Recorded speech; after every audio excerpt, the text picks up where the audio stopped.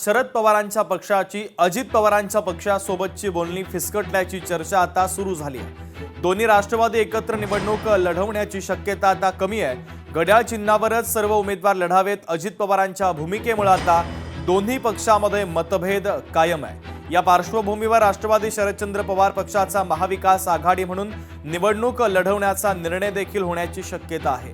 तर दोन्ही पवारांची आता बोलणी फिसकटल्याचं पाहायला मिळतंय। अमोल धर्माधिकारी आपले प्रतिनिधी या बातमीच्या संदर्भातले अधिकचे अपडेट आपल्यापर्यंत पोहोचवतात आहे। अमोल, नेमकं काय घडलंय? संपूर्ण राजकीय परिस्थितीवर घेण्यात आलेला आहे। आज दुपारी शरद पवार यांचे पदाधिकारी हे अजित पवारांना भेटले, याच्यामध्ये बैठक झाली। मात्र जागा वाटपावर हे सगळे असमाधानी असल्याचं पाहायला मिळालेलं होतं।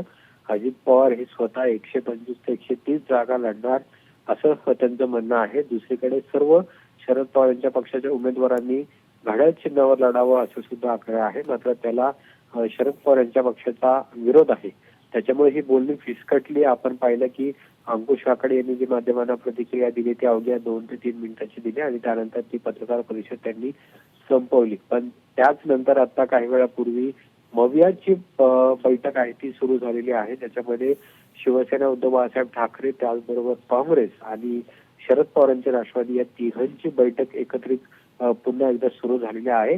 गेल्या 3-4 दिवसामध्ये या चर्चांना कुठेतरी मवियाचा ब्रेक लागलेला होता, कारण की दोन्ही राष्ट्रवादी एकत्र येण्याच्या चर्चा सुरू होत्या आणि तिकडे काँग्रेसने अजित पवारांना सोबत घेणार नाही अशी भूमिका घेतलेली होती। मात्र आता पुन्हा एकदा महाविकास आघाडी एक आल्याचं चित्र सध्या तरी पाहायला मिळते आणि उद्या याच महाविकास आघाडीची पत्रकार परिषद सुद्धा आहे आणि त्यामुळे या पत्रकार परिषदेमध्ये काय नेमकी भूमिका घेतली जाते, अधिकृत काय भूमिका मांडली जाणार हे पाहणं महत्वाचं असेल। पण या सगळ्या पुण्यातल्या राजकारणावर एक मोठा ट्विस्ट निर्माण झालेला आहे।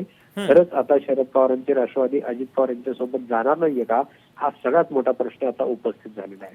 ठीक आहे अमोल, अत्यंत महत्त्वाचे अपडेट या बातमीच्या संदर्भातले तू पोहोचवलेले आहेत, तुर्तास धन्यवाद।